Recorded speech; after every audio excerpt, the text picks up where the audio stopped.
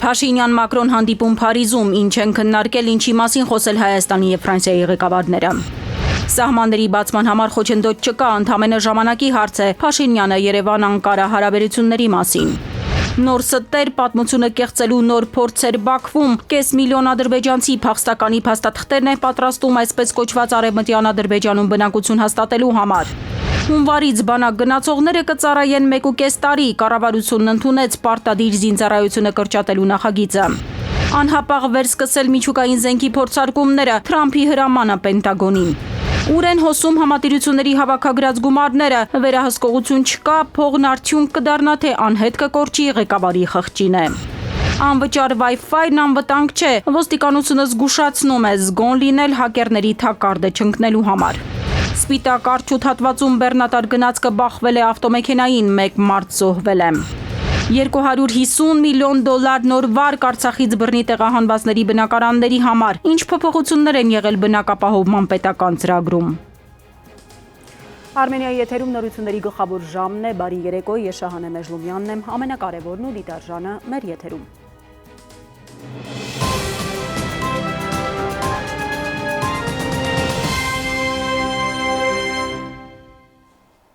Ունենք խաղաղություն եւ դա իրականություն է, Փաշինյանն է ասել Փարիզում խաղաղության համաժողովի շրջանակում անցկացվող քննարկմանը, նշելով, թե սա պատմական փոփոխություն է ոչ միայն Ադրբեջանի հետ երկկողմ հարաբերություններում, այլ նաեւ ամբողջ տարածաշրջանի համար։ Նա նաեւ խոսել է Երևան-Անկարա հարաբերությունների մասին, կարծիք հայտնել, որ սահմանների բացման համար էական խոչընդոտ չկա, դրա իրագործումը ընդամենը ժամանակի հարց է։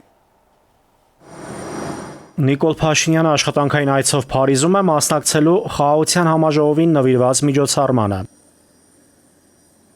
Նիկոլ Փաշինյանն այս անգամ էլ Փարիզի խաղաղության համաժողովի շրջանակում հայտարարեց. Հայաստանի եւ Ադրբեջանի միջև ձևավորված է խաղաղություն, այն ըստ Հայաստանի կառավարության ղեկավարի իրականություն է։ Փաշինյանը բարձր է գնահատել նաեւ Թրամփի անձնական ջանքերն ու ներդրում այդ հարցում։ Սա պատմական փոփոխություն է ոչ միայն երկկողմ հարաբերություններում Ադրբեջանի հետ, այլ նաև ընդհանուր առմամբ մեր տարածաշրջանի համար։ Կարծում եմ առաջին անգամ է, որ մենք ունենք իրական հնարավորություն Հարավային Կովկասում մտնելու տնտեսական համագործակցության փուլ եւ ունենալ ոչ միայն խաղաղ, բայց նաև բարգավաճ տարածաշրջան։ Վաշինգտոնում ընդունված հռչակագրով մենք պայմանավորվել ենք բացել տարածաշրջանային կապերը հիմնված երկրների տարածքային ամբողջականության, ինքնիշխանության, իրավազորության եւ երկկողմանիության սկզբունքների վրա։ Կա նաև մեկ այլ սկզբունք՝ միջազգայինորեն ճանաչված սահմանների անկախտելիությունը։ Փաշինյանը պարզաբանում է, թե տարածաշրջանային կապվածություն ասելիս նկատի ունի Հայաստանի եւ Ադրբեջանի համար հնարավորություն օգտվել մեկը մյուսի տարածքից, ներքին, երկկողմ եւ միջազգային կապի համար։ Դա նշանակում է, որ մեր տարածքի միջով կբացվի մի նոր ուղի միջազգային տրանզիտի համար, հաշվի առնելով այն, որ այժմ աշխարհն ապրում է մատակարարման շղթայի ճգնաժամ, դա իսկապես կարող է իրավիճակ փոխող հանգամանք լինել միջազգային առևտրի, բայց նաև մեր տարածաշրջանի համար։ Կլինեն բաց հաղորդուղիներ Պարսից ծոցից, Օմանի ծոցից դեպի Սև ծով, կլինի նոր կապ Կասպից ծովի եւ միջերկրական ծովի միջև, Հայաստանի համար կստեղծվեն նոր հնարավորություններ։ Փաշինյանն ասում է, թե նկատել է, որ որոշ ուժեր փորձում են Թրամփի ուղի ծրագիրը ներկայացնել իբրև արտատարածքայնություն, բայց դրա համար ըստ նրա որևէ հիմք չկա։ Դա հրապարակված փաստաթուղթ է եւ բոլոր հնարավոր սկզբունքները այնտեղ նշված են։ Մենք աշխատում ենք իրավական հիմքեր ձևավորել հետագա իրագործման համար։ Մենք շահագրգռված ենք դրա հնարավորինս շուտ իրականացմամբ եւ ամեն օր աշխատում ենք փաստաթղթերի վրա, որպեսզի կոնկրետ բանաձևեր համաձայնեցնենք, կոնկրետ պարբերություններ, կետեր։ Երևանի ու Անկարայի միջև դիվանագիտական հարաբերությունների հաստատման եւ սահմանների բացման համար որևէ էական խոչընդոտ չկա։ Դրա իրագործումն ըստ Նիկոլ Փաշինյանի ժամանակի հարց է։ Հայաստանի կառավարության ղեկավարը հայտնել է, թե Վաշինգտոնում խաղաղության համաձայնագրի նախաստորագրումը շատ ավելի դրական ընթացք է ապահովել Թուրքիայի հետ Հայաստանի հարաբերություններում։ Մենք հասնում ենք մի հանգրվանի, որտեղ կունենանք լիարժեք դիվանագիտական հարաբերություններ, բաց սահմաններ, տնտեսական, քաղաքական համագործակցություն եւ կլինեն նորմալ հարևաններ, այդ պահը կմոտենա շուտով, սակայն չեմ կարող ասել դրա իրականացման տույկ ժամկետը։ Հայաստանն ու Թուրքիան 2022 թվականի հուլիսին Վիեննայում համաձայնություն են ձեռք բերել երրորդ երկրների քաղաքացիների համար բացել Հայաստան-Թուրքիա սահմանը, սակայն այդ պայմանավորվածությունը դեռ մի սուարյուն չի ստացել։ Նաիրի Մունադյան, ժամը լրատվական։ Ելիսեյան պալատում կայացել է Փաշինյանի և Մակրոնի հանդիպումը, ըստ պաշտոնական հաղորդագրության ռազմավարական հարաբերությունների օրակարգային հարցերն են քննարկվել։ Մակրոնը շնորհավորել է Ադրբեջանի հետ խաղաղության հաստատման առթիվ, շեշտել Ֆրանսիայի անվերապահ աջակցությունը Հայաստանի ինքնիշխանությանն ու խաղաղության ամրապնդմանը։ Մտքեր են փոխանակել TRIP նախագծի և տարածաշրջանում հաղորդակցության ուղիների ապաշրջափակման քայլերի շուրջ։ Ալիևը մերժել է 2026 թվականին Հայաստան այցելելու հրավերը, գրում է Բաքվի պաշտոնական շրջանակների հետ սերտ կապերով հայտնի Կալիբեր Ազ կայքը։ Ըստ լրատվամիջոցի արտգործնախարար Միրզոյանի հայտարարությունը, որ Ալիևին հրավեր է ուղղվել մասնակցելու եկող տարի Երևանում կայանալիք Եվրոպական քաղաքական համայնքի գագաթնաժողովին, ադրբեջանական կողմից ստացել է զուսպ արձագանք։ Հղում անելով իր դիվանագիտական աղբյուրներին, կայքը գրում է, թե Բաքուն ներկայումս երկկողմ հարաբերությունների մակարդակը բավարար չի համարում նման բարձր մակարդակի այցը արդիական քայլ դիտարկելու համար։ Չեն մոռանում սակայն հավելել, որ այնուամենայնիվ Բաքուն ապագայում չի բացառում բարձր մակարդակի այցերի հեռանկարը։ 500,000 ադրբեջանցի փախստականի կարգավիճակի է հավակնում նպատակ ունենալով հաստատվել այսպես կոչված Արևմտյան Ադրբեջանում։ Ալիևի մեջլիսական падգամավորը օր-օրի ցուցակներ է ավելացնում կեղծում պատմությունը եւ առաջ մղում հակահայկական քարոզը։ Բաքվում նոր ստեր են հորիներ, հայերին մեղադրում են իբր 1918-ի ադրբեջանցիների ցեղասպանության, 1950-ականների տեղահանության համար, հավաքագրում իբր տուժածների ժառանգներին հայկական հողերում բնակեցնելու հեռահար նպատակով։ Կես միլիոն ադրբեջանցու ցուցակ ընդդեմ Հայաստանի Բաքվի նոր խաղն է։ Հաշվեցին, գումարեցին, հանեցին, բազմապատկեցին ու բաժանեցին 500,000 ադրբեջանցու գտան, որ իբրև թե տեղահանվել են Հայաստանից։ Ալիևի падգամավորներից Ազիզ Ալաքբարլին է այն մեկը, ում վստահել են Ադրբեջանում հակահայկական օրակարգն առաջ տանող, այսպես կոչված Արևմտյան Ադրբեջանի համայնքի ղեկավարումը, չի ողջունում հայ-ադրբեջանական խաղաղության օրակարգի շուրջ Հայաստանի իշխանությունների կառուցողական դիրքավորումը։ Ասում է ծափ չի տա, որովհետև Երևանում իր բառերն են, հիմա պարզապես հասկանում են, որ Բաքվի հետ հաշվի նստելուն այլընտրանք չկա։ Պարոն Ազիզը կորցրել է խաղաղության աղավն ու սպիտակ դիմակը։ Խոսքը սպառնալիքներով է շարունակում, հայկական պետության գոյության հարցը կասկածի տակ առնում։ Մենք հույս ունենք, որ երկրների միջև հաշտեցումը կնպաստի հայ եւ ադրբեջանցի ժողովուրդների միջև հարաբերությունների կարգավորմանը։ Իհարկե, սա ցավոտ գործընթաց է։ Կան 100,000-ավոր փախստականներ եւ ներքին տեղահանվածներ, որոնք տեղահանվել են իրենց հայրենիքից եւ տասնամյակներ շարունակ անթիվ դժվարություններ են տեսել։ Մենք ունենք ավելի քան 20,000 նահատակներ, տասնյակ հազարավոր հաշմանդամներ։ Սրանք այնպիսի բաներ չեն, որոնք կարելի է մոռանալ 3 կամ 5 օրում։ Ավելին, կան մոտ 500,000 փախստականներ Արևմտյան Ադրբեջանից եւ նրանց երեխաները, ովքեր դաժանորեն արտաքսվել են իրենց ծննդավայրից վերջին տեղահանման ժամանակ։ Որտեղից պարոնը մոգոնեց այս թիվը, ադրբեջանագետն ասում է սեղանին այլ խնդիր են դրել։ Հեռուն գնացող նպատակ է մարդկային ռեսուրսով մի օր զավթել ամբողջ Հայաստանը, մեր երկրում ստեղծել համայնք, հետո ինչ-որ արտոնություններ ուզել, մինչև որ բանը կհասնի ինքնավարության պահանջին։ Այս թվերը կրակում են մակաշատ, որ հետագայում բանակցելու հնարավորություն ունենալու կարողանան իջացնել ինչ-որ այս թվականակի, որ իրանց իրականում ձեռնտու է։ Նախքան 500,000 նշում է 300,000-ի մասին, դրանից առաջ 200,000-ի մասին, այսինքն ըստ էության սա Հայաստանը մարկային ռեսուրսով զավթելու, ոչ պատերազմի միջոցով մարկային ռեսուրսով զավթելու ադրբեջանական կարևորագույն դերևս իմ կարծիքով արտաքին քաղաքականություններից մեկն է։ Բայց պարոն Ալաքբարլին Հայաստան ճանապարհող 500,000 ադրբեջանցիների ցանկի մեջ մեծահոգաբար դեռ բոլորին չի ներառել, պահուստային փախստականներ էլ ունի։ Առայժմ չեմ խոսում 1918-ից 1920 թվականների ցեղասպանության, 1948-ից 1953 թվականների տեղահանման զոհերի, նրանց իրավահաջորդների մասին։ Երբեք Հայաստանում այնքան հայ չի եղել, որքան տեղահանվածներն էին։ Ավելին, հայերը ոչ միայն մարդկանց դուրս էին մղում այդ աշխարհագրությունից, այլև ֆաշիստական վերաբերմունք էին ցուցաբերում նրանց մշակութային ժառանգության նկատմամբ։ Հետաքրքիր է, ինչ են նրանք պատասխանելու այս ամենին։ Մասնագետը պատասխանում է հղում անելով այդ թվում օտարալեզու պատմագրությանը։ Սուտ ու կեղծիք է ադրբեջանցու ասածը, պնդում է Լեռնիկ Հովհաննիսյանը։ 1918-ին նույնիսկ էթնիկ ադրբեջանցիներ չկային, այդ ինչպես տեղահանվեցին Հայաստանից։ Իրենք բերում են 1947 թվականի դեկտեմբերի 23-ի խորհրդային ԽՍՀ նախարարների խորհրդի համապատասխան որոշումները, որտեղ հստակ ՀԱԿ-ը ասում է, որ թույլատրել հայկական ԽՍՀ-ին, որպեսզի ադրբեջանական բնակչությունը իրենց տները թողեն եւ տեղափոխվեն ադրբեջանական ԽՍՀ, որպեսզի այդ ազատվածները օգտագործեն մեծ հայրենադարձության ժամանակ։ Այսինքն բռնի չի տեղահանվել։ Ոչ, Բաքվի իրական մտադրությունները պարզաջրում է նաև ադրբեջանցի փորձագետ Ինգիլապ Գուլիևը, հոդված է հրապարակել, ահա իրական եւ ֆեյք ադրբեջանները։ Համաշխարհային ասպարեզում Ադրբեջանը ներկայանում է որպես խաղաղության կողմնակից։ Պաշտոնական ելույթներն ու նախագծերը ներկայացվում են որպես համագործակցության եւ հաշտեցման նշաններ, սակայն երկրի ներսում պատկերը շատ տարբեր է։ Պետական լրատվամիջոցները եւ քարոզչական ալիքները դեռևս տարածում են հակահայ ատելության խոսք։ Երևանն ի դեպ ամենաբարձր մակարդակով անգամ Բաքվին առաջարկել է փախստականների հարցը հայ-ադրբեջանական խաղաղության օրակարգից հանել, թե չէ խաղաղությունը չի գա ու չի գա, բայց 150,000 արցախցիներին պաշարած, սովի մատնած ու բռնի տեղահանած ադրբեջանցիները փաստորեն լավ գիտեն, լավագույն պաշտպանությունը հարձակումն է։ Էդուարդ Պողոսյան, ժամը լրատվական։ Մայրաթորն այսօր հայտարարություն է տարածել, նշելով, թե իշխանությունների հովանավորությամբ Հովանավանքում ծիսակատարությունների անվան տակ կատարվող գործողությունները պղծություն էին։ Ըստ Մայրաթորի այդ գործողությունները չունեն հոգևոր որևէ արժեք եւ անվավեր են, իսկ Հովանավանքի եկեղեցին ենթակա է վերասրբագործման։ Մայրաթոր Սուրբ Էջմիածինը հետամուտ է լինելու օրինական բոլոր ճանապարհներով Հովանավանքի նկատմամբ իր իրավունքների վերականգնմանը, ասված է հայտարարությունում։ Այժմ այն մասին, թե ինչ ենք դիտելու թողարկման երկրորդ հատվածում։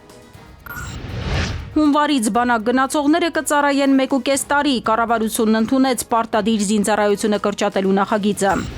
Անհապաղ վերսկսել միջուկային զենքի փորձարկումները, Թրամփի հրամանը Պենտագոնին։ Ուր են հոսում համատիրությունների հավաքագրած գումարները, վերահսկողություն չկա, փողն արդյունք կդառնա, թե անհետ կկորչի ղեկավարի խղճին է։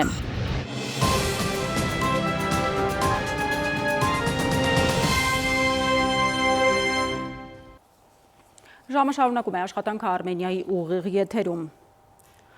Դոնալդ Թրամփը Պենտագոնին հրամայել է անհապաղ վերսկսել միջուկային զենքի փորձարկումները 33 տարվա դադարից հետո։ Անակնկալ հայտարարությունը նա արել է Թրյու սոցիալական ցանցում Հարավային Կորեայի Պուսան քաղաքում Չինաստանի նախագահի հետ առևտրային բանակցությունները սկսելուց րոպեներ առաջ։ Թրամփը գրել է, որ հանձնարարել է փորձարկել ամերիկյան միջուկային զինանոցը հավասար հիմունքներով ի պատասխան մյուս տերությունների գործողությունների նկատի ունենալով Մոսկվային։ Ինչին հետևել է Կրեմլի արձագանքը, Պուտինի խոսնակ Պեսկովը ասել է, որ Ռուսաստանին հայտնի չէ, որ որևէ երկիր միջուկային փորձարկումներ է իրականացնում։ Նրա խոսքով Բուրևեստնիկինը միջուկային փորձարկումներ չեն։ Հայաստանի իրավապահ համակարգի աշխատանքը երկրի ներքին գործն է, բայց ինչու Եվրամիության մասին այդպես չեն խոսում։ Ռուսաստանի արտգործնախարարության ներկայացուցիչ Մարիա Զախարովան է հայտարարել, խոսելով Գյումրիի քաղաքապետ Վարդան Ղուկասյանի ձերբակալության մասին, ում մեղադրում են նաև Ռուսաստանի օգտին արտահայտություններ անելու համար, այդ հայտարարությունը գնահատելով որպես Հայաստանի ինքնիշխանությանն ուղղված քայլ։ Զախարովան զարմանք է հայտնել, իսկ Եվրամիությանը միանալու կուրս ընդունելու փաստը օրենքով ամրագրելը Հայաստանի ինքնիշխանության համար վտանգ չի ներկայացնում։ Զախարովայի Եվրամիությունում ամրագրվում է, որ միության կազմ մտնողները պետք է հրաժարվեն իրենց ինքնիշխանության մի մասից։ Թուրքիա, Ադրբեջան, Ռուսաստան, 3 երկրներ, որտեղ իրավապաշտպանները ամենաշատն են հետապնդվում, դեպի ուր է ուզում վեկտոր վերցնել մեր երկիրը, որտեղ վերջին շրջանում իրավապաշտպանների ձերբակալություններ ու կալանավորումներ են։ ՄԱԿ-ի հատուկ զեկուցողը խստորեն դատապարտեց իրավապաշտպան Ալեքսանդր Կոչուբաևի կալանավորումը։ Նրա եւ փաստաբան Ռուբեն Մխիթարյանի դեմ վարույթները ըստ գործընկերների ոչ թե առանձին դեպքեր են, այլ ընդհանուր պրոցեսի մաս։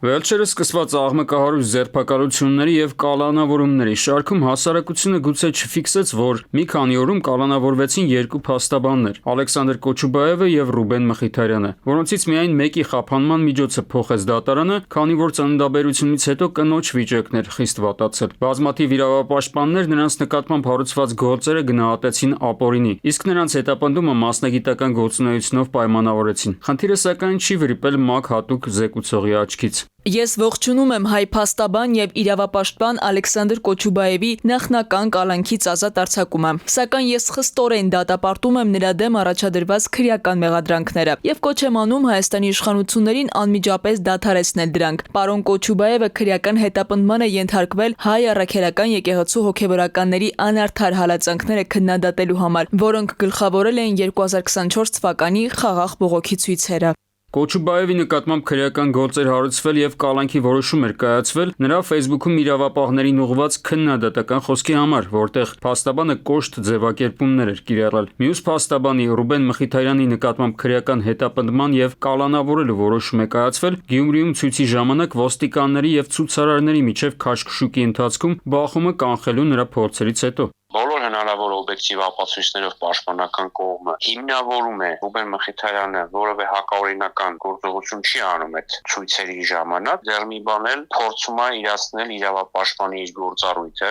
կանխելով ոստիկանության կողմից ցուցարարների նկատմամբ կիրառվող անհամաչափ ուժն ու բռնություն։ Իրավապաշտպանների կարծիքով սրանք փաստաբաններին հետապնդելու առանձին դեպքեր չեն, ընդհանուր պրոցեսի մաս են, որը տարիներ առաջ է սկսվել, եւ դրա մեկնարկի մասին էր այն ժամանակ բարձրագույն դատական խորհրդի նախագահի ելույթը։ Մաքրման, զտման գործընթացը նաև պետք է վերաբերի փաստաբանական ծառայությանը, այսինքն վեթինգը պետք է ներառի ամբողջ դատա իրավական համակարգը։ Փաստաբանական համայնքի ճնշման միջոց է համարվում նաև այս տարվանից տվյալ դաշտում իրականացված հարկային փոփոխությունը, որը չի ապահովում էական մուտքեր բյուջե փոխարենը ստիպում է փաստաբաններին թանկացնել իրենց ծառայությունները, ինչն էլ նշանակում է, որ շատ քաղաքացիների համար դրանք այլևս անհասանելի են դառնալու։ Փաստաբանների հարկային ռեժիմը խստացվեց առանց որևէ պատճառաբանություն բերելու, որը մոտ 6 անգամ ավելացրեց փաստաբանների հարկային բեռը։ Այստեղ իհարկե միջին վիճակագրական քաղաքացու մոտ կարող է հարց առաջանալ. իսկ ինչու հենց փաստաբաններին, ինչով են նրանք սեղմել իշխանության ներկայացուցիչների ոտքը։ Իրավաբանների տեսանկյունից պատճառն իրենց գիտելիքներն են եւ օրինականություն ապահովելու փաստաբանների բնական ձգտումը։ Փաստաբանը չի կարող լռել, երբ տեսնում է որևէ անարդար վերաբերմունք կամ որևէ հակաօրինական գործունեություն։ Ճիշտ, այնպես ինչպես լրագրողները։ Ուստի մեծ է իշխանությունների գայթակղությունը ճնշելու այդ ազատ եւ մասնագիտական խոսքը, որը կարեւոր է։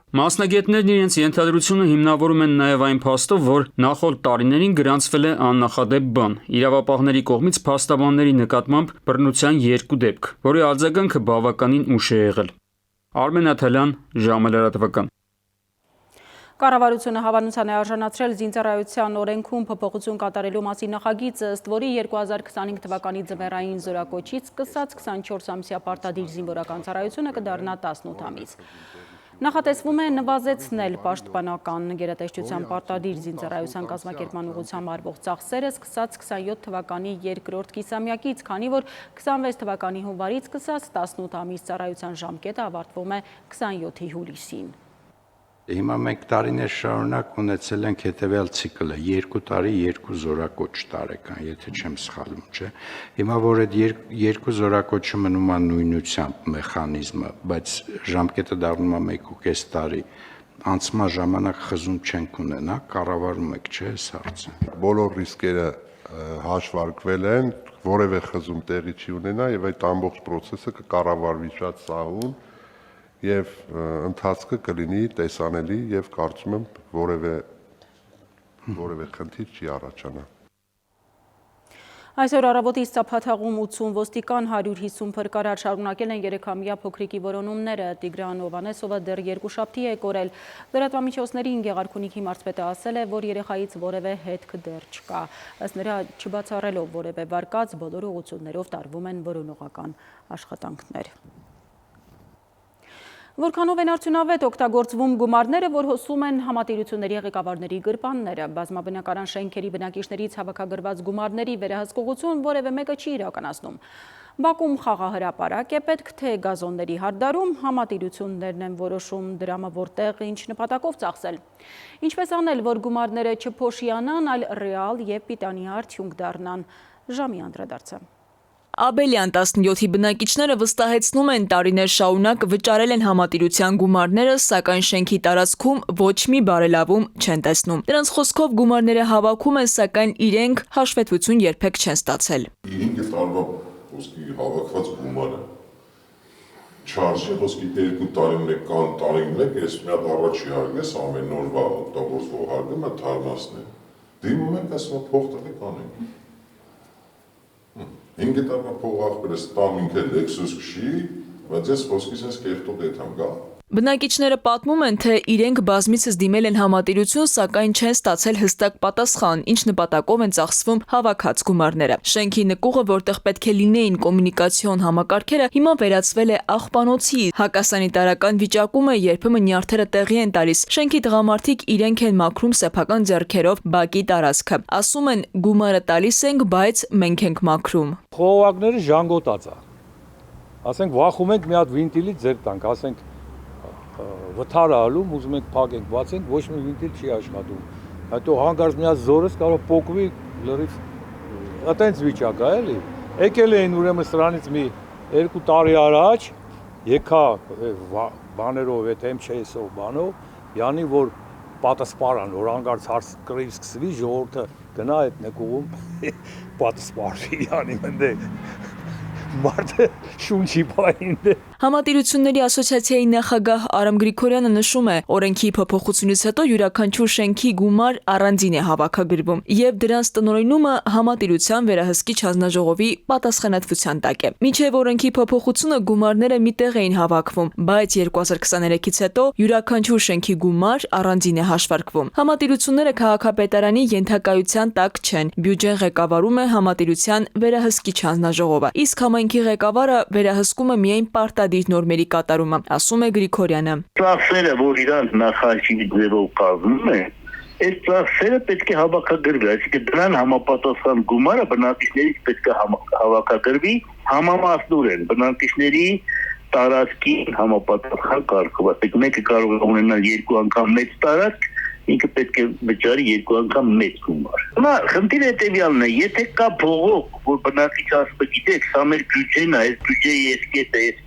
կետը չի կատարվում, դա արդեն պլի կառուցողական փողոք, դա պետք է ուշադրություն դարձնել, քննարկել ինչի չի կատարվում։ Քաղաքապետ Ավինյանն ի դեպ անդրադառնալով բնակիչների բարձրաձայնած համատիրությանը վերաբերող խնդիրներին դեռ նախընտրական քարոզարշավում ասաց, որ ցանկանում են համատիրությունները վերակազմակերպել եւ ֆինանսավորում հատկացնել։ Համատիրությունների ասոցիացիայի նախագահը հավելում է, բյուջեն ձևավորվում է հենց տարածքների համամասնությամբ վճարած գումարներով եւ հաշվետվությունը պետք է պահանջվի բուն համատիրությունից։ Բնակիչները հույս ունեն, որ իրենց ի վերջո կլսեն եւ համատիրությունը վերջապես հաշվետվություն կտա, որ ուղղությամբ են ծախսվել բնակիչների տարիներով վճարված գումարները։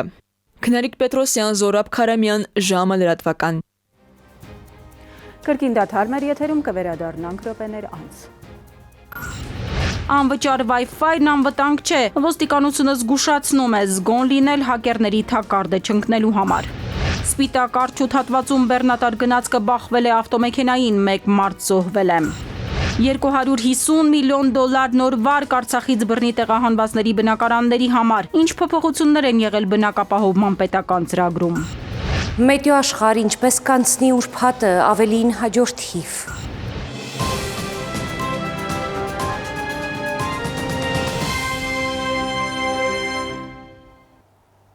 Մենք շարունակում ենք թողարկումը։ Մասնագետները զգուշացնում են անվճար Wi-Fi-ը միշտ չէ, որ անվտանգ է։ Ներքին գործերի նախարարությունից հայտնում են, այդպիսի ցանցերում փոխանցվող տվյալները հաճախ պաշտպանված չեն եւ կիբերհանցագործները կարող են հեշտությամբ որսալ ձեր անձնական տվյալները, գաղտնաբառերը, բանկային քարտերի տվյալները, մուտք ունենալ ձեր սոցիալական ցանցերի կամ էլեկտրոնային փոստի հաշիվներին։ Իրավապահները հորդորում են հանրային տարբեր վայրերում անվճար Wi-Fi ցանցերից օգտվելիս զգոն լինել զգուշացնում։ Հանրային Wi-Fi-ը հարմար է, բայց երբ խոսքը վերաբերում է տվյալների անվտանգությանը, այն երբեմն կարող է չափազանց թանկ արժենալ։ Ստանալ միջազգային բարձրակարգ կրթություն միաժամանակ չլքելով երկիրը, այլ ապրելով, սովորելով եւ աշխատելով հայրենիքում։ Այս հնարավորությունը տալիս է համաեվրոպական Executive MBA ծրագիրը, որ արդեն 10 տարի է գործում է Հայաստանում։ Երևանում կայացել է հոբելենական 10-ամյակի միջոցառումը։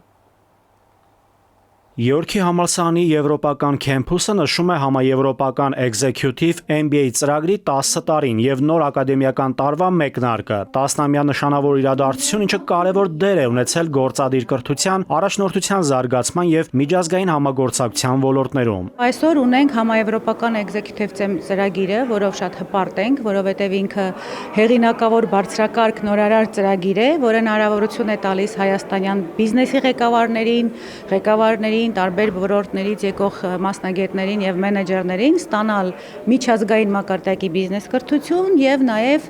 MBA դիպլոմներ աշխարհի լավագույն երկու համալսարաններից՝ բրիտանական Յորքի համալսարանից եւ ֆրանսիական Ստրասբուրգի համալսարանից։ Գոհար Սարգսյանը համալսարանի շրջանավարտներից է։ Նրա համար տրանսֆորմատիվ դեր է խաղացել Յորքի համալսարանում սովորելը։ Գոհարը նախկինում աշխատել է միջազգային կառույցներից մեկում, հետագայում բիզնես ոլորտում աշխատելու համար որոշեց մեկնել արտասահման սովորելու, սակայն ֆինանսական առումով դրա հնարավորությունները չուներ։ Գոհարն հիմա խոշոր ընկերություններից մեկում բիզնեսի զարգացման ղեկավար է եւ աշխատանքի մեջ օգտագործում է համալսարանում ստացած բոլոր գիտելիքները։ Շատ դժվար է արդեն ուսանել արտերկրում եւ ծրագիրը հնարավորություն տվեց ինձ նման շատերին ուսանել Հայաստանում, բայց ունենալ մագիստրոսի կոչում բիզնես սեկտորում, որը որ կարծում եմ մեր երկրի համար ներկայումս շատ կարեւոր դեր է խաղում։ Համալսարանի նվիրված 10-ամյա միջոցառմանը մասնակցում էին նաև պատվավոր հյուրեր Շեֆիլդի, Յորքի եւ Ստրասբուրգի համալսարանների Executive MBA, նաև մագիստրոսական եւ բակալավրի ծրագրերի հայաստանյան շրջանավարտներ, դասախոսներ եւ բիզնեսի առաջնորդներ։ Բարի գալուստ հաջորդ 10 տարիներ, որը լինելու է կարևոր եւ անհավանական երկրի զարգացման, տնտեսական աճի եւ միասնության համար։ Պետք է կենտրոնանալ հենց դրա վրա, նպաստելու երկրի ներսում մտավոր կարողությունների զարգացմանն ու աճին։ Ծրագիրն ամբողջությամբ անցկացվում է անգլերենով եւ ներառում է 9 ինտենսիվ շաբաթվերջյան դասընթացներ Երևանում, 3 միջազգային ուսումնական մեկշաբաթյա այցեր դեպի Յորքի համալսարան, Միացյալ Թագավորություն, Ստրասբուրգի համալսարան, Ֆրանսիա, Յորքի համալսարանի եվրոպական քեմփուս, Թեսալոնիկի, Հունաստան։ Նաիրի Մուրադյան, Զորաբ Քարամյան, ժամը լրատվական։ Իրանը նոր դեսպան ունի Հայաստանում։ Իրանի արտգործնախարարը հայտնել է նոր դեսպանի անունը Խալիլ Շիր Ղոլամի։ Միաժամանակ Նիդերլանդներում խորհրդարանի ներկայացուցիչների պալատի պատգամավոր է դարձել Անի Զալինյանը։ Նա առաջին հայուհին է, որ երբևէ ընտրվել է հոլանդական խորհրդարանում։ Օրվա մյուս կարևոր եւ ուշագրավ լուրերը մեկ տեսաշարով։ Արցախից բռնի տեղահանվածների բնակարանային ապահովման ծրագրի նպատակով Հայաստանն Ասիական զարգացման բանկից $250 միլիոն վարկ կվերցնի։ Նախագծով նախատեսվում է, որ պետությունը վարկը կարող է մարել 27 տարվա ընթացքում 10 տարվա ատոնյալ ժամանակահատվածով։ Վարկի օգտագործման վերջնաժամկետը 2030-ի դեկտեմբերի 31-ն է, իսկ մայր գումարի մարմինները կմեկնարկեն 2035-ի դեկտեմբերից։ Եվրոպական հանձնաժողովի աջակցությամբ Հայաստանի ատոմային էլեկտրակայանը կդառնա ավելի պաշտպանված։ Ծրագրի շրջանակում նախորդ տարի 12.9 միլիոն եվրո է փոխանցվել Հայաստանին։ Այդ գումարով դիզելային գեներատորներ են գնել, որպեսզի սնուցող համակարգի վթարի դեպքում ատոմակայանն այլընտրանքային սնուցման աղբյուր ունենա, հովացման եւ այլ համակարգերի համար։ Առաջիկայում փոխանցվելիք $5 միլիոն կնվազեցնեն ջրածնային ռիսկերը, ձեռք կբերեն ջրածնի ռեկոմբինատորներ, որոնք կայրեն ջրածինը եւ կնվազեցնեն հնարավոր վտանգավոր քանակը, ըստ այդմ էլ կկանխեն վթարը ատոմակայանում։ Պաշտպանության նախարարությունը կեղծ է որակել եւ հերքել համացանցում հայտնված լուրերը, թե իբր 2026 թվականին բանակից մեծ թվով սպաների զորացում է կատարվելու եւ զինուժում 20 տարի ծառայած զինծառայողները զինվորական թոշակ են ստանալու կենսաթոշակային տարիքում։ Նախարարության մամուլի քարտուղարը հայտնել է, որ այդ լուրերը չեն համապատասխանում իրականությանը։ Վանաձորում Թումո ստեղծարար կենտրոն կհիմնեն։ Այդ նպատակով կառավարության որոշմամբ Վանաձորի Թատերական փողոցի շինություններից մեկը նվիրաբերել են Սիմոնյան կրթական հիմնադրամին։ Ծրագրի իրականացման նպատակով հիմնադրամն առաջիկա 3 տարիներին պատրաստվում է 1 միլիարդ 800 միլիոն դրամի ներդրում իրականացնել այդ տարածքում։ Արդյունքում շուրջ 6000 պատանի հնարավորություն կունենա արտադպրոցական կրթություն ստանալ Թումոյում։ Արշակ Սրբազանին վերագրվող տարածված տեսագրությունների վերաբերյալ ներկայացված հաղորդման առթիվ նախաձեռնվել է քրեական վարույթ։ Անձնական կամ ընտանեկան կյանքի գաղտնիությունը խախտելը տեղեկության գաղտնի հավաքման համար նախատեսված տեխնիկական հատուկ միջոց օգտագործելով հոդվածով, հայտնել են քննչական կոմիտեից։ Հիշեցնենք, որ համացանցում Արշակ arczepiskopos Խաչատրյանի անձնական կյանքին առնչվող ենթադրաբար գաղտնի նկարահանումով արված տեսանյութեր էին հրապարակվել, որոնց առթիվ էլ հարուցվել է վարույթը։ Այսօր Լոռու մարզում գնացքի եւ ավտոմեքենայի բախում է տեղի ունեցել։ Ժամը 9:00-ի սահմաններում Լեռնապատ գյուղի վարչական տարածքում բախվել են բեռնատար գնացքն ու Volkswagen Touareg-ը։ Բախման հետևանքով 2 հոգի վնասվածքներ են ստացել։ Տեղում օգնություն ստանալուց հետո տուժածները տեղափոխվել են Վանաձոր բժշկական կենտրոն։ Վթարի փաստով քննչական վարչությունում նախաձեռնվել է քրեական վարույթ, որտեղ էլ պարզվում են գնացքավարի ավտոմեքենայի վարորդի ու վիրավորների ինքնությունները։ Արմեն Աթելյան, ժամը լրատվական։ Եվ թողարկման ավարտին կանխատեսումներ օդերևութաբաններից Սիլիլի Հովերն է տեղյակ, թե ինչ եղանակ է սպասվում։